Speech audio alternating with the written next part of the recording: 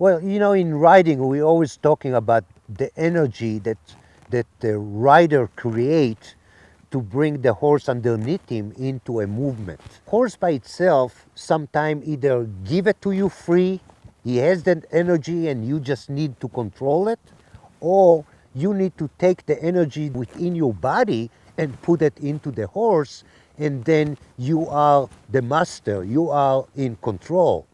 And sometimes you wonder what's better, if you need to control the energy that the horse give you, or you create the energy and the horse need to take it and do something with it. It's almost like what do you rather do, step on a brake or step on a gas? Okay, you have a horse that got so much you don't know what to do with it. I rather have a horse that wait for me to tell him how much I want it than he volunteer to give me too much. And that's the control that we need to establish, that you say, hey buddy, wait for me. When I tell you, then give it to me. So the energy is very important part of riding, period. Because without that energy, we cannot do transition, we cannot go straight, we cannot make a bend, we cannot do shoulder in. We need to be the one in control to create that energy. And that energy can be transferred into a transition from a walk to a jog. How you do that? Well, you squeeze your legs, you tuck your tailbone, your shoulders are part of the movement forward. So your body needs to really be part of the movement. You always need to remember, you can't be a passenger riding a horse, you got to be a driver. And the driver means that every step, you got to be part of the movement. If you quit, he quit. There is no reason for him to keep going if you shut off. And that's a simple way to look at the stop. If you want to teach a horse to stop, you just quit riding. If you want him to go somewhere, your energy to be part of the initiating the movement forward. Or you want to initiate a circle.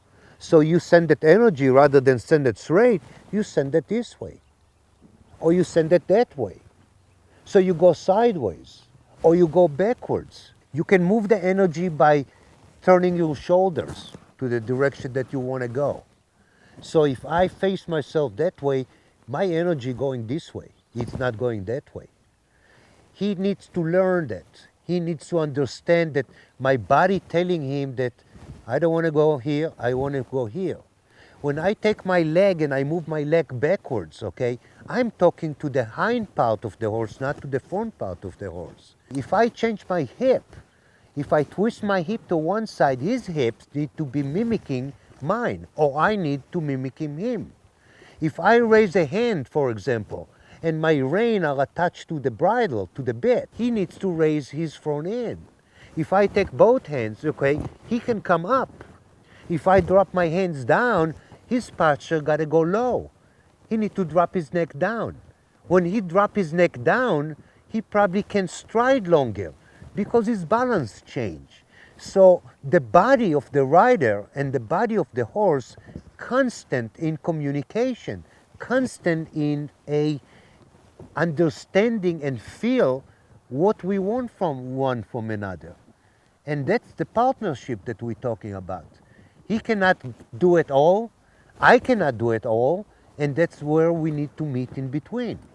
If I put a leg on a horse, which we called it a leg on a horse, what does that mean? Does that mean that I want him to do something? That leg needs to be connected to some part of the horse body. So my right leg connected to his hind right leg. My left leg connected to his left hind leg.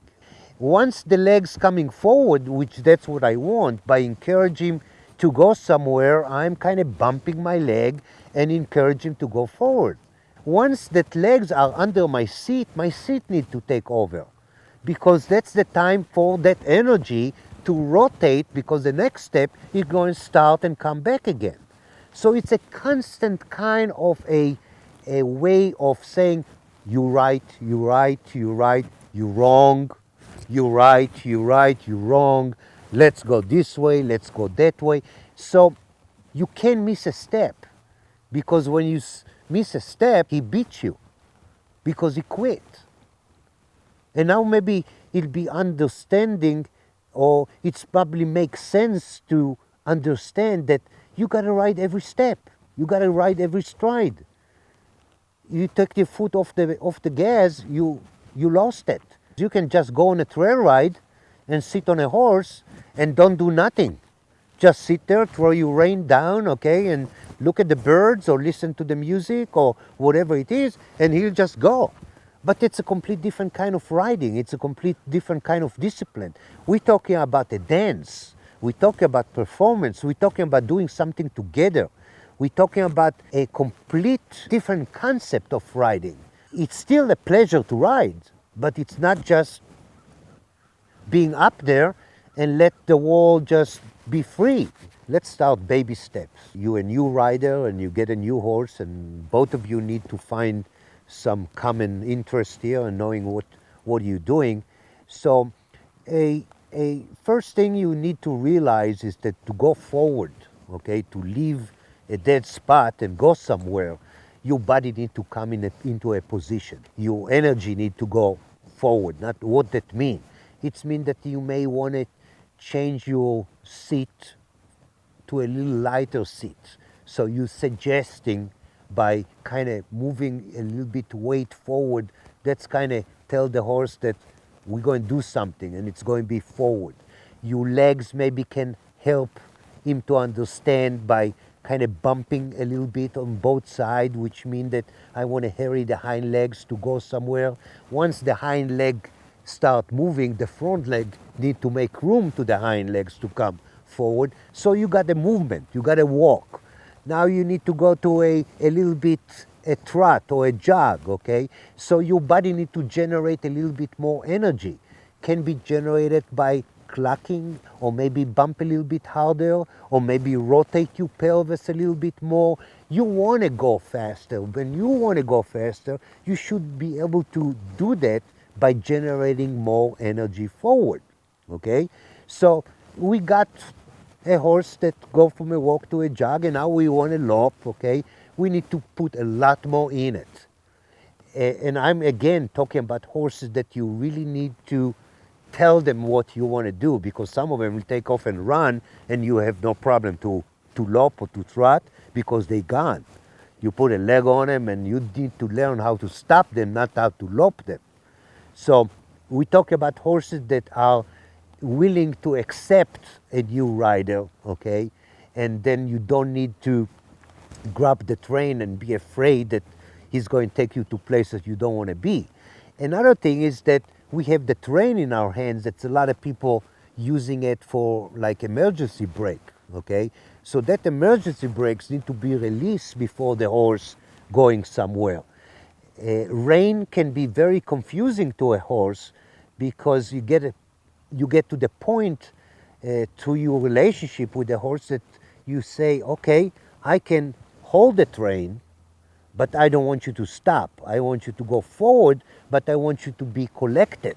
Collection really is holding the front and push the back. And then how you make that horse tighter, be in a frame that he can have a little bit more torque to his movement. It's not about speed, it's about power. So you stop that, you push that, you get the back comes up, and the horse propel himself forward with a little bit more torque. But that's another thing that confuses you and the horse.